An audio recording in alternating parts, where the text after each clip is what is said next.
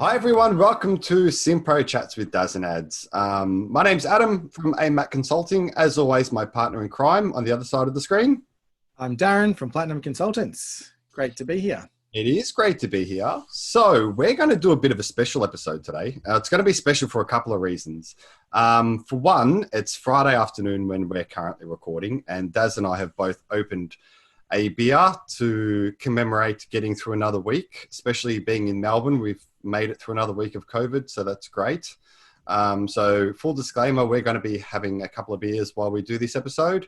Now, what this episode actually is about is our simPRO hidden gems. So Daz and I have been having a bit of a chat over the last couple of weeks, and we thought it would be really cool to be able to bring a couple of hidden gems to everyone. So what we've done is I've gone away and had to think of a couple of little hidden gems, as has Daz. So what we're going to do is we're going to go one in one. I'm going to start off by going through one of my hidden gems. I'll throw it over to Daz and he'll go through his and back and forth until we've run out. The beer I'm drinking today, just again, full disclaimer, I am drinking the lovely drop from Bonehead Brewing. It's a Tricerahops, it's a triple dry hopped double IPA. So I won't have too many of these, otherwise I'll be off the wall. What are you drinking today, Daz? So I'm drinking the Feral Brewery Warthog. Ooh. It's an IPA, and it's an American IPA actually. It's quite a delicious drop. I do favour the IPAs. Cheers, everyone who's watching this on a Friday. Yes, we've made it through another week, guys. Well done. Lovely. Well, mine's almost 8.5%, so I'm going to go very slow on these. All right, cool. So let's start with our first hidden gem. So my hidden gem, I'm actually going to share my screen for this so everyone can see what's going on.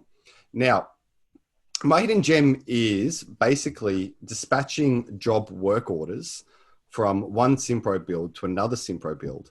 But I don't have another simPRO build. However, what I have got is a multi-company. So if you don't actually know what multi-company is, it's a way for you to be able to have multiple simPRO databases through one single login with some or none of the settings being shared. So essentially, just to paint the scene with this would be, let's say that I'm using simPRO and I've got a contractor that's using simPRO as well. So I want to be really nice and I want to create a job in my simPRO build and dispatch that into their simPRO build. So when I create a work order for that contractor, there's a little dispatch button, which lets you dispatch it straight into their simPRO build, which is really cool. Have you used this before, Daz? Yeah, it's brilliant actually. It saves them a lot of time. You can do a lot with it, including pre-builds and all kinds of things. So I'll let you show it off. That's a great gem, and one that I wouldn't have probably added, but it's fantastic. I should have. You beat me to it. Well done. I beat you to the beer. So this one, so how it works. So essentially there's a bit of a two-step setup on this. So you need to set something up and your contractor needs to set something up as well. So step one is my contractor. So what I'm going to do is I'm going to open up one of my contractor cards, right? In my contractor card, I'm going to jump into the settings. I'm going to say, allow simPRO jobs to be sent to my contractor. So what I'm going to do is enter in their simPRO web address. The simPRO username and simPRO password that goes in here would be the username and password that the other company has set up against your card file in their build. So you're going to have them as a contractor. They're going to have you as a customer because they're going to be invoicing you.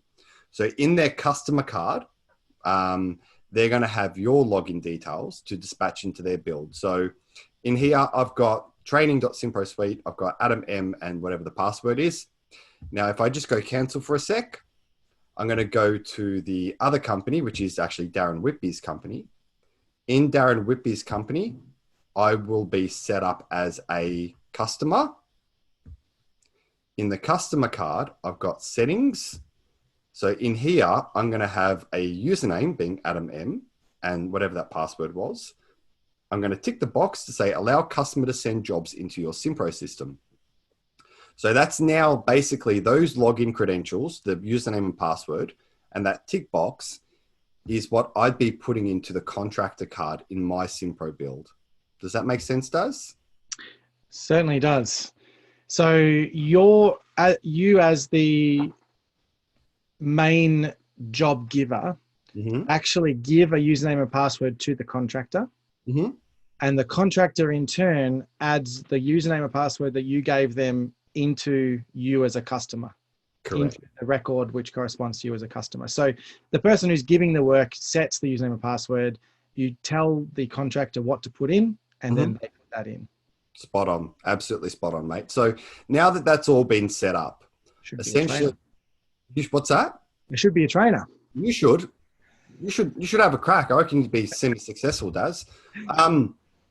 So I've got a job prepared. So here's one I created earlier. So I've got a job sitting in here for George Costanza at the Serenity Now residence.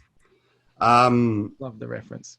Oh, mate, you've got to do Seinfeld. Okay, so what I'm going to do is I'm going to go to my contractor tab. I'm going to create a new work order. I'm going to select that contractor, so being contractor 1. We can put in a scope of work. So I'm going to say, this is my scope of works. Yeah. I'm going to untick my labor box, and I'm going to say that I'm going to pay them $150 to do this job. So once I've done that, I'm going to hit save, which will create a work order number, which is great. I've now got a little dispatch button, which you probably haven't seen before if you've never used this feature. So once I hit that dispatch button, it's going to say, do you want to dispatch it? Which we're going to say yes. That should now hopefully give me a message saying that has been successfully dispatched as job number, blah, blah, blah. So I'm going to go, okay. So that's pretty much it. I've done everything I need to do. So to see so that job number is their system's job number, hey? Yes, that's correct. That's cool. That is very cool. So I'm going to save and finish this. What I'm going to do, just to double check that it's worked, I'm going to now duck into Darren's simPRO build. No, I want Darren's simPRO build. There it is there. And just double check whether that's actually happened, which it has now, which is really cool. So 89997, Adam's company for the Serenity Now residence. And we can see that it's got a sale price of $150, which is what I entered into the work order, as well as the scope of works in the description box should be what I entered into the contractor work order, which again is very cool. So that's a really cool little way. And we can also see that the timeline is now saying that this was essentially created as a dispatch to work order. So I can see that that's come through from my simPRO build. And on the settings tab, you should see the work order number in the purchase order box. There it is there. So that's the work order number that corresponds to the customer who's giving the work to the contractor. So when they invoice it, it should just come straight back. Well, actually, it should at least align with the work order that's there. So adding to the functionality that I'd really like to see, wouldn't it be great if you could dispatch the invoice and the invoice goes straight into the work order? That would be very cool. And adding to that, what I think would be even more awesome is whatever you've put in your job card, because I'm assuming you would then schedule this to your employee, whatever job card information went in there also dispatched back into the original job. So that way they have reference to what photos were taken, what the work completed notes were, and so on and so forth. Yeah, well, I would say on the, when you dispatch the invoice, say, whatever attachments you've selected and whatever description is on the invoice, that would be fantastic to go into the job as the details of description, because you might not want your own work notes that you've typed in to actually go on the invoice, because you might have, you know, this customer is extremely demanding. I don't know, whatever it is. But if you're going to invoice it to the customer, why should we then have to copy and paste and do all that stuff? Why can't it just go straight in as notes? That'd be fantastic. Right. Exactly right. So yeah, so that is one of my hidden gems. So I'm going to stop screen sharing now, and we're back. So Daz, you can take control and you can wow me with your hidden gem. And just one thing to add to your hidden gem is that you can actually use pre-builds. You can select the pre-builds on the work order, and it will actually add those pre-builds onto the job for that particular, on that particular work order. When you send it, the contractor's job would show. Yep. Right. So hopefully you can see my screen. I sure can. So my hidden gem is Teams. Now, Yep. Teams is something that seems to be quite easy to do, and people kind of go, yeah, yeah, yeah. And I actually don't know many people that actually use Teams successfully, because they give it a try and they sort of say, yeah, but I booked to a team, and then that team quite often changes and it's not the same team as it was last week, and I've got to make all these changes. I'll show you a couple of alternative uses for Teams. And I normally show this when I'm doing my implementations as well, just to give people a bit of an idea. Sure. So very, very simple overview of how Teams work. Now, hopefully I shared the screen and not the tab so you can see this. You have? Yep. We should also have a ability to go to Teams, which is grayed out because I'm on the template. So I go to my company, I go to Teams, and all you basically do is you create a name which has people in it. I'm going to tell you what I'm going to use these for, but it's very simple. Create new team, put a team name, click on the individual members that you want to add to that team, and they're in. You can also do that from within an employee as well. So if you actually go to an employee, just very quickly, click on this guy, he's a gem. And we go to schedule, and we've actually got teams here. So which teams does this person belong to? And then I can add more teams to this person as well. So if you've got a new employee, you can add them to the team without having to constantly go back to the teams area to add them in. That actually was a undocumented feature at some point in the past, which is fantastic. Now, first use of the teams.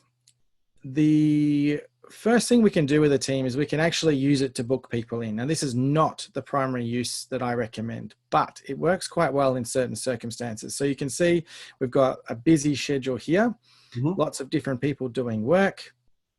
Now, on Monday, we actually have a team meeting.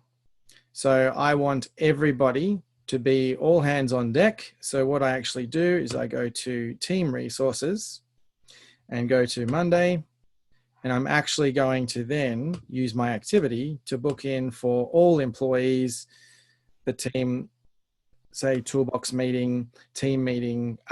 Also would use this for public holidays as well.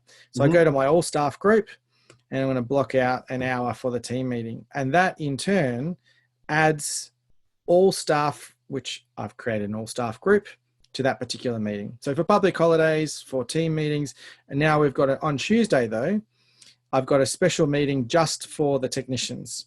So I'm going to book them in. In fact, we can book that earlier. We want technicians to start a little bit earlier. So we can drag things around for that particular team. And what it's essentially doing is if you hover over it, it's actually giving a certain group of people the same schedule. If you need to, you can right click, remove block. It removes it for everybody, add it back in if you want to. Now, if we go from team resources back to individual, you can see that only certain individuals have been given the toolbox meeting on the Tuesday, but on Monday, everybody's been given that meeting because it's all staff. So it's a nice, quick, easy way. You probably knew you could do that, but haven't got around to actually setting it up. I do recommend setting it up, but that is not the primary reason why I think you should use Teams. Why should we use Teams, Daz? So this is an alternative way to use it. So remember that my Friday, because my Fridays are always extremely busy, has a lot of work on. And now I'm scrolling up and down. I want to see when I've got a job that I actually need a senior technician to do, and only a senior technician. It's only going to be half an hour. So I'm going to go, we've got a broken pump. It's an emergency job. I promised the customer it'll get done before the end of the day. Now, my time over here, 2:30 p.m. What I can do is if I click filter, and I must have a senior technician fill this out and do this job, so I can actually filter by my senior techs team.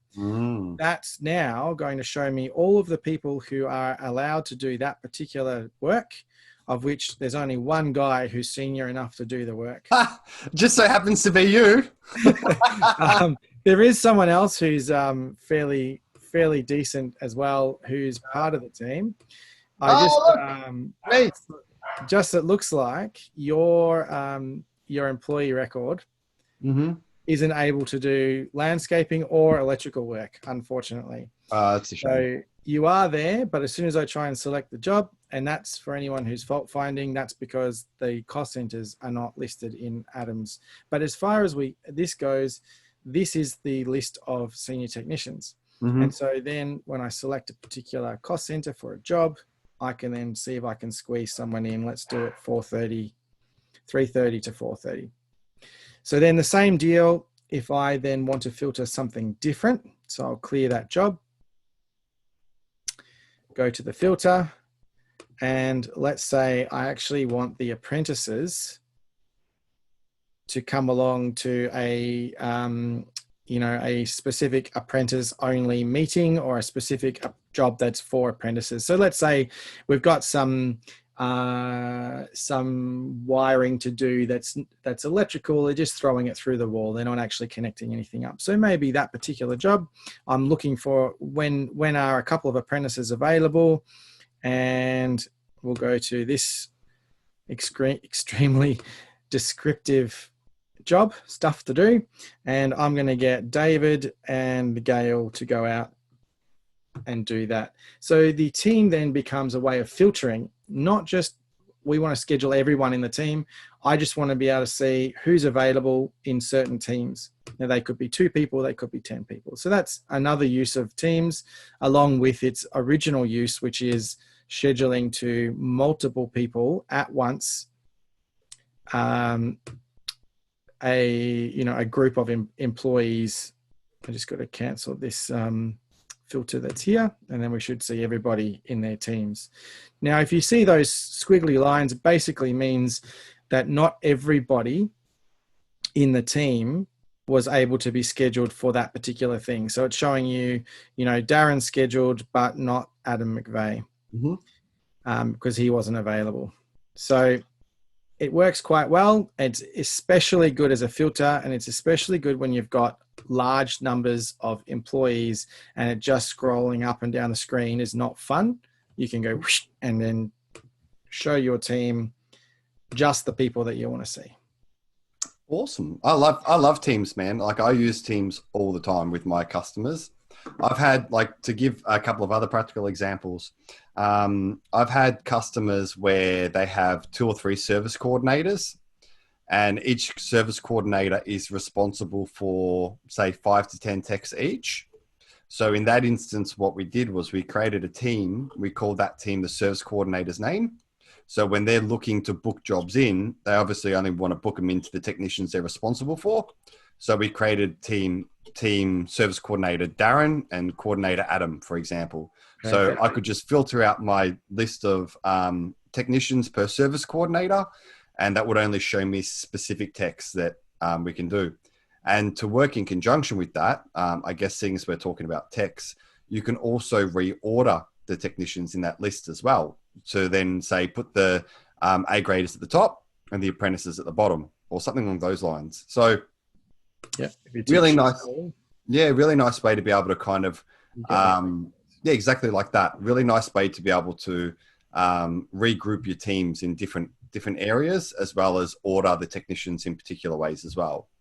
And one last thing that I didn't explain with team resources is if you do select teams and there's a change to the team just temporarily, you can actually click on it and you can temporarily edit the team members. Now you're not changing it for good. You're just changing it for this particular occasion. Maybe Deb is going to go into the senior techs because Adam's not available today. And so maybe we add Deb on top because we need 2 people in the senior techs availability for all day. And so that means just for now on this particular screen, the senior techs would actually have different members just for today and just for me. Well, let's be honest, mate. Deb's probably a bit more responsible than Adam because I'm already halfway through this beer now. All right. So I'm going to stop sharing and I'm looking forward to seeing what your next gem is. My next gem. Okay. All right, cool. So I'm going to share mine again. Cool beans. So in terms of what's coming next with my hidden gem. So my next hidden gem, I'm going to jump back into my simPRO training build, is what's called the letter form. Now, ooh, nice one. The letter form is a very, very hidden gem. Not many people know this exists, and not many people actually really play too much with forms. There's a lot of hidden gems in the form. So if you've never really explored what's in here, I very highly recommend that you do hit that drop-down box inside of the job and actually have a bit of a play with what's in here. So there's really cool things like the asset record for the job. If you want to attach an asset record to the job, there's a TCA in there, telecommunications cabling advice form. There's a really good one for the delivery docket. But that's not what we're talking about right now. What we're talking about right now is the letter form. So let's find that guy. So what the letter form lets you do is it lets you create a PDF document to send out to your customer with all of your simPRO branding or all of your company branding from simPRO to send a PDF to them that's completely editable by yourself. So where it becomes really cool is if you have a script that you create. Now, I'm going to go through where to create the scripts because it's not where you think you would create the scripts. It's actually in the form setup area. But if I open up my letter form, which I have, I can drop in a script in here. So I've just got what's called an ATP. So where I've used this letter form specifically is an authority to proceed or an ATP. So let's just say that you've got a customer who says to you, you can't come out without a signed document or a PO number, and we're not going to pay the invoice. Okay. So in that instance, what I usually say to my customers would be, okay, well, let's use the letter form to be able to set up an authority to proceed. So in my script, I've got in there the customer's name, the site name, and the site address. Scope of works, we can just type in what we're doing. So this would be to replace the PowerPoint in the kitchen, for example. So from here, we've got a couple more options on the right-hand side. So we can say send the letter without the PDF attachment, do not include the customer's details, or do not include the signature in the PDF. So I'm going to say don't include the signature. I don't want that to happen in this one. I just want an authority to proceed to be sent out. I am going to send a letter with the PDF document. I don't want to send it without one. So if I now go to my forms, and maybe the subject line, I won't call it ATP, I might say authority to proceed. Oh, I shouldn't have drunk so much, can't spell authority. Let's just fix that up. Okay, cool. So let's go to forms, and in my forms tab, this is where I can send it out. So I have the ability just to pick who I want to send it out to. So the good thing with sending it from simPRO, obviously, is that we have the customer's details already in here. So we don't need to go to a Word document, create it, save as PDF, open up your Outlook, attach the PDF to Outlook, and then send it from there. We're just doing it straight within the job. So obviously we'd create the job, hit next, hit save. So we've got a job number, go to your forms, drop in the script, type in a scope of works and email it out. It's so super easy and simple to do. So if I view what it looks like, for example, it would look something like this. So I'd have in here my letterhead. So I've got AMAC Consulting. I've got my letterhead details, our reference. So it actually puts in the reference of the job number. We've got the customer's deets, the details of the job on the right-hand side, the subject line, and whatever it is that I've just typed in there. So the fact that I said don't include a signature means it's not going to include all of my logged in employee details, which is nice. I don't really want it to have that in there. I just want to send out a form like this. So I've vetted it. I'm happy with how it looks. Back in simPRO, I'm just going to click attach. So I've actually got a copy of that form that I've sent out to my customer on the job so I can see that it has happened. We can just hit send. or if you want to type in a body of the email, you can do that. Hit send, and off it goes. It's off now. That's all we need to do. So you might then have a status code to say ATP sent, for example, so you know which jobs you're waiting for the form to come back from. That's just an example of a letter form that you could do. I've got some customers that use letter forms for like an RFI, request for information. So you're halfway through a project, you want to send out a quick RFI to your builder to say, can you please confirm da da da da da?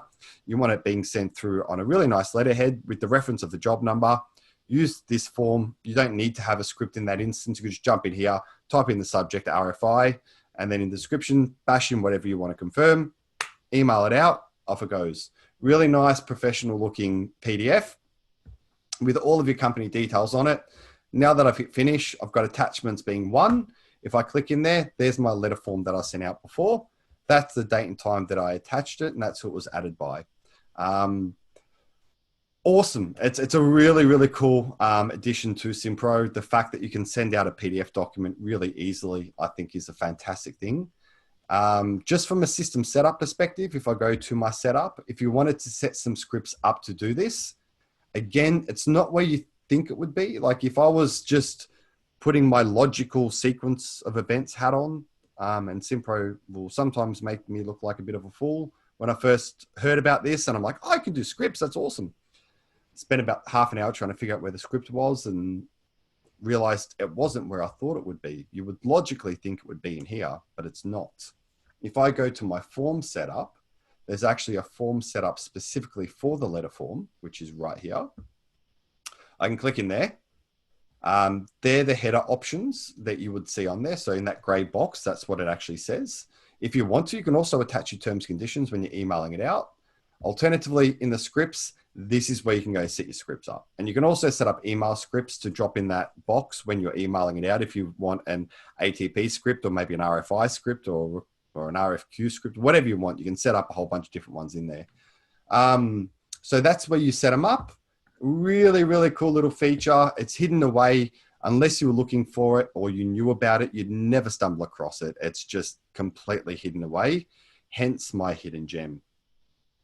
Fantastic. And I do also like a couple of extra things. I had a drink of beer and I might have missed it, but the fact that it logs the sent email in the activity log. Did you mention that bit? I didn't, but I'm glad that you did. So if we go back into that job and we have a look at the activity log, we can actually, it's not in there, Daz. Actually, do you have that open still? Over here. No, you might have to leave the job and come back in because it doesn't auto refresh, but it does definitely go in the activity. Let's see the job. I just secretly tested it before I said something. That might have been my fault. I probably didn't do it properly. Yeah, if you don't go out of the job, or did you actually send the email? Maybe you just pretended to. No, I sent it. Okay. So the one I just did, same build, it does actually say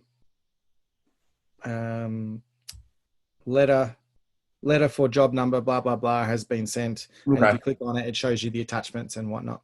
Okay. Maybe I did it wrong. I don't know. But it definitely does. It does show in this log as well over here. Oh, you know, another tip is you can turn email logging on or off in the form setup under job. That's probably why it didn't work. Probably don't. You can quickly jump into my build, the Darren Whitby one. There's 89995 has it in there. There it is, right there. So there is a tick box if it's not coming up for you guys. If you go to system setup, form setup, and jobs, not the letter form, but jobs. That's where I went wrong, Daz. It's all right.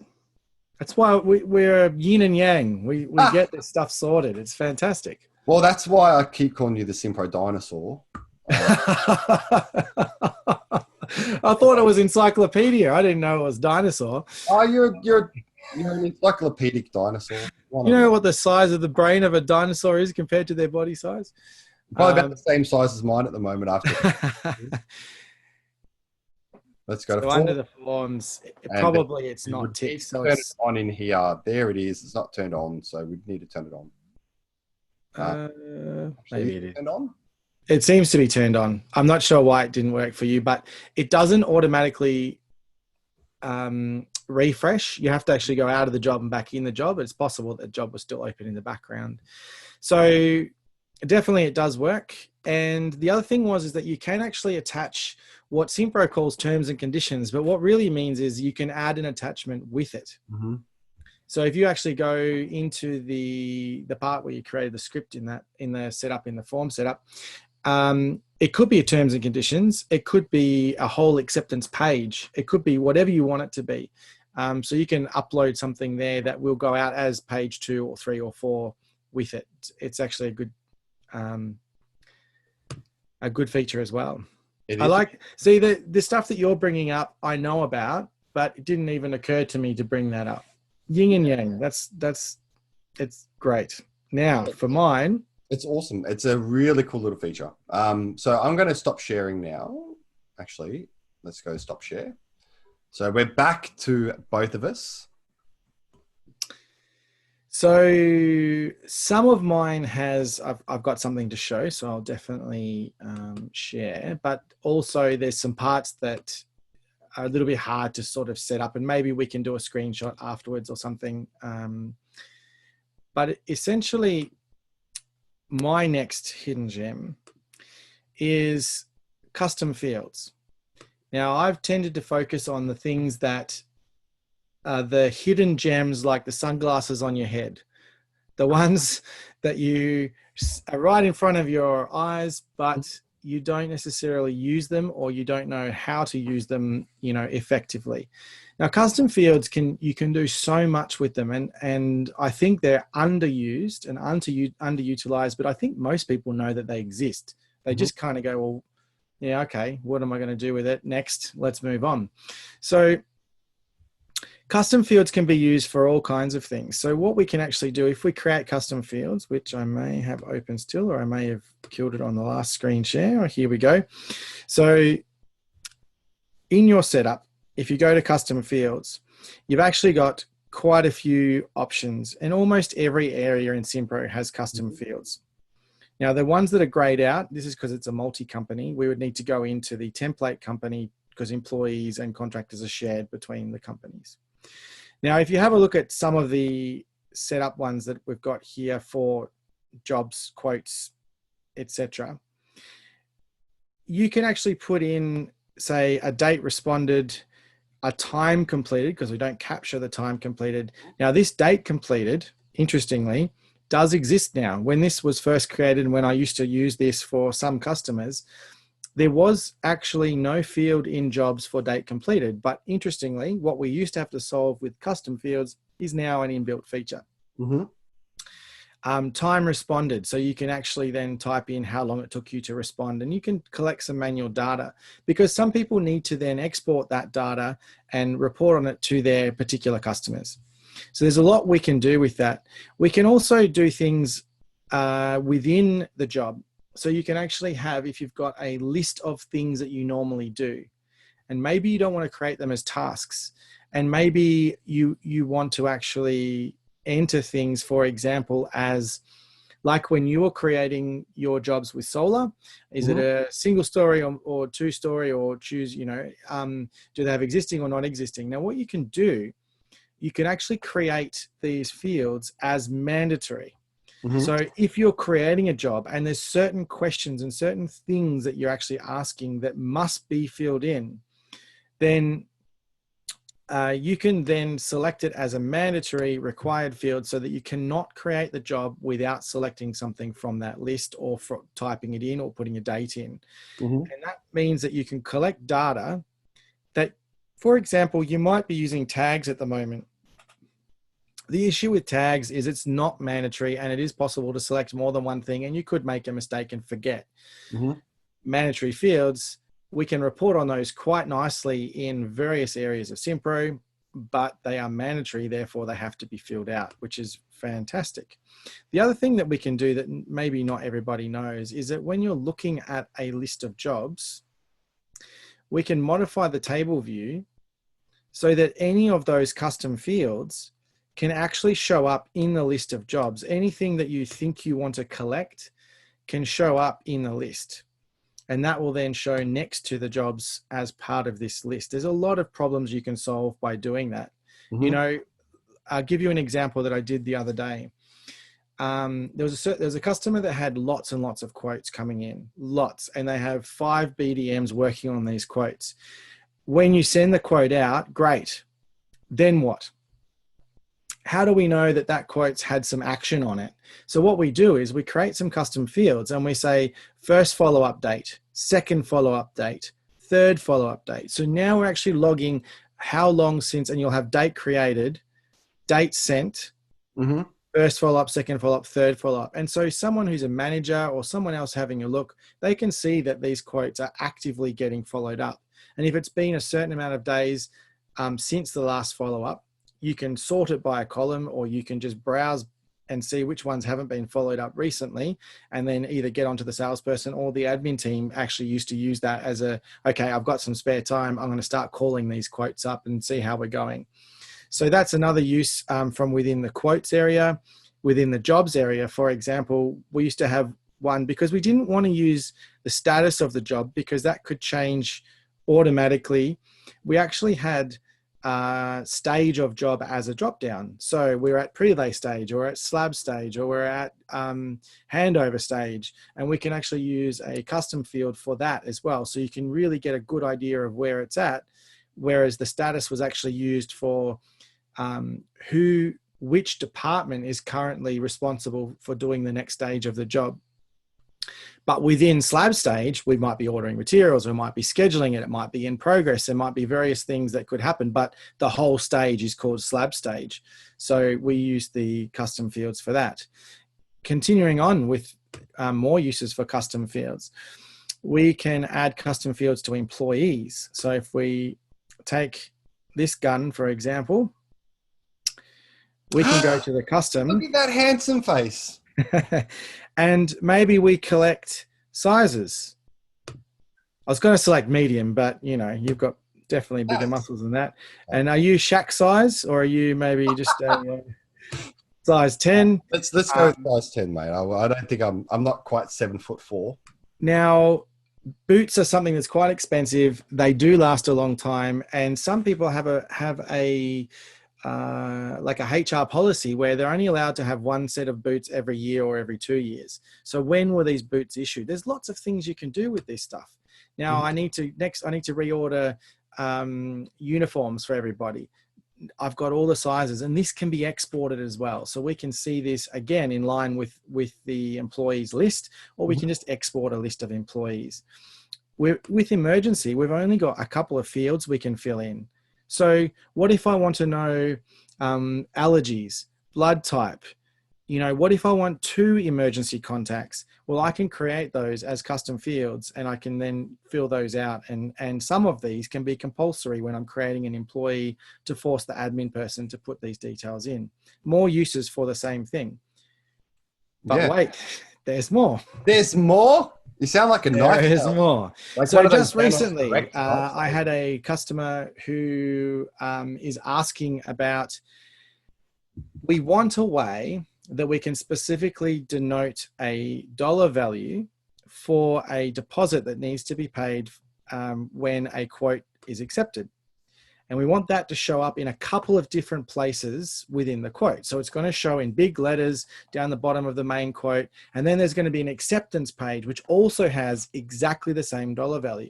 Now, we can't put a sum into a quote form. We can't say, make it, 20% of the total value of the quote. But what we can do is we can create a special box field, which can be typed in manually for the quote.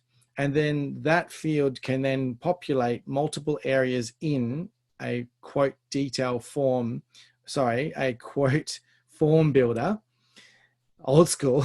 I was going to say quote detail form. That's going back a ways. So within the form builder, we can then add that field onto, whichever page, the cover page, the how to pay page, the acceptance page, whichever different areas we want, we can add those forms in, including things like we were talking about when we're doing a quote. We can say, is it a 2-story house? And these can say, we have based your quote on two-story house. We have based, your STC rebates on have not claimed before. We have, and this can populate your exclusions automatically based on these particular settings as well. So it's pretty cool. You've just got to sort of use your imagination a little bit into how you're going to use it. And there is more. So not only can we use it in forms, we can use it in the individual areas. I'll just give you another quick example. Pre-builds don't have a unit of measure. And I have some customers who use pre-builds exclusively on their quotes, and they need a unit of measure, where it's square meter, linear meter, per each or whatever.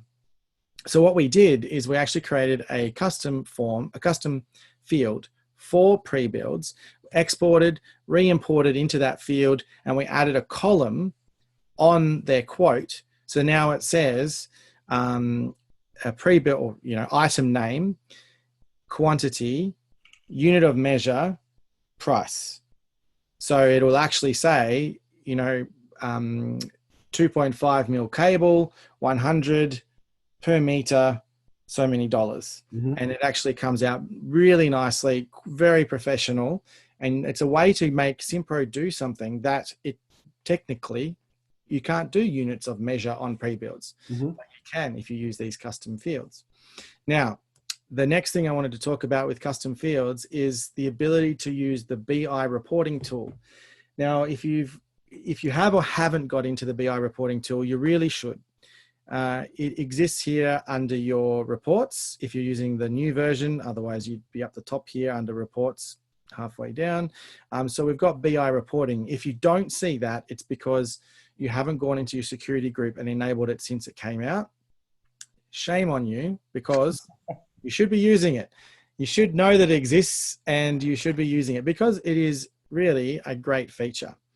So what you can do then, there's certain parts of BI reporting that we can't group together. We can't access, we can't grab that data from somewhere else so that we can do exactly what we want. But if we have these custom fields, we can force people to select from a drop down, which will then group that for our statistics. There's quite a few reasons why you might want to do that, but it could be, show me how many quotes we win that are single story. Show me how many quotes we win where we have, where there are no rebates. So there's things you can do that you can group together and give statistics. I mean, there's a million other options that you could go with there, but there are examples like callbacks from what we were talking about before. And you can then actually bring those up in pie graphs, bar graphs, statistics, quantities, whatever you like. And they're quite good to create groupings where there were no groupings before. And I do like custom fields, if you can't tell. So I take it you're a fan of custom fields. And I had to cut that in half. If I could, I don't think you said this, but I may have missed it because you just said a lot. If it is a text field, you can use the local search to search for that information. So, for example, I've had customers who, in Victoria, they're called a certificate of electrical safety. I'm not sure if that's what they're called everywhere else. I think New South Wales call them something different. So in the completed area of simPRO, the job stage, we include the custom field that would be like the CES number.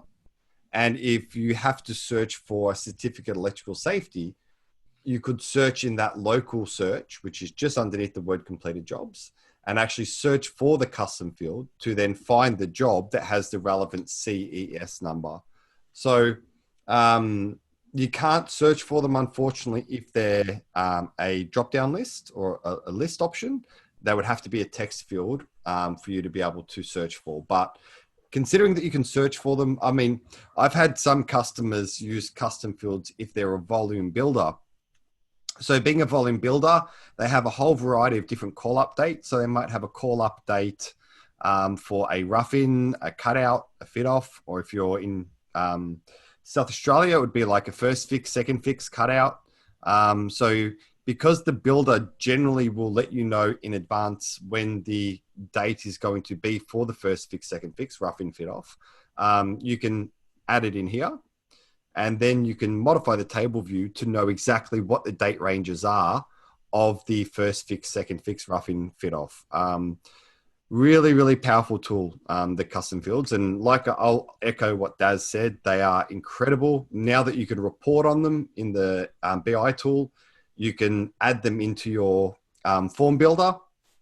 So for example, from a form builder perspective, I have got some customers that need to display on a cover letter things like who the architect was. So we create the architect's address, the architect's phone number, for example. That then goes into simPRO.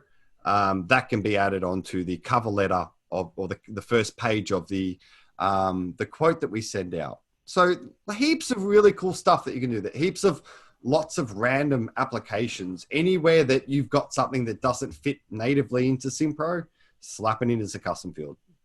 Can I add that since you last checked, simPRO have added the searching for a drop down into the search field. Have they? They certainly have. My word. So this is a drop down. I don't know if any of the viewers at home were watching or wherever you are were watching, but I added I don't know why it says no started instead of not started, but anyway, there's only one job in this list that has the no started, and I just typed in no started, hit enter, and up she comes. So that's awesome. Even better. Even more you can do with it. Yeah, because you can standardize your outputs then. So that makes it even more powerful. Yep. So you can't technically select a drop down from here to select no started. That's going to bother me because I don't like incorrect English. But the no started when searched for will come up. So as long as you know what you're looking for, it'd find it. I don't know if started actually will come up as well. It has to be an exact match. Yep. You know what we spoke about previously? No, get rid of the no. We spoke about previously in one of our previous episodes, a wildcard search. Chuck in a wildcard and then just the wildcard started. Yep. And it found it. Percentage, which is the wildcard, says anything beforehand is okay as long as it has the word started at the end of it. And if you want started to be anywhere, then you can do 2 wildcards. As long as started is in there somewhere, it'll find it. By the way, you can do that with almost anything, with purchase order numbers and your job names as well.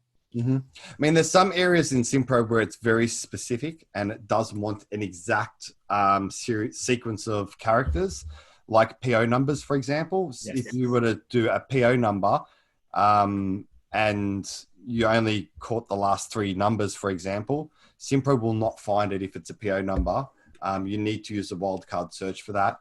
If you've got a customer calling up who's got a thick accent and you've only been able to catch some of their name, wildcard is really good for that stuff too. I'm sounding like I'm back in my call center days, but yeah, if you do have someone like that, then yeah, the wildcard will be your saving grace. Absolutely. Yep.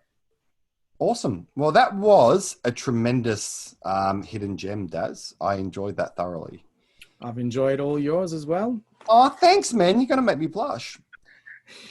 And I'm glad we chose completely different ones. I'm glad we did too. Well, disclaimer, we actually had 3 each. And I gave Daz the task of coming up with 3. And we're always going to use 2.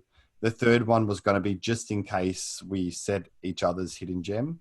But we didn't need to. So that's great. It just goes to show how different our minds work. Exactly right. Yeah. Yeah.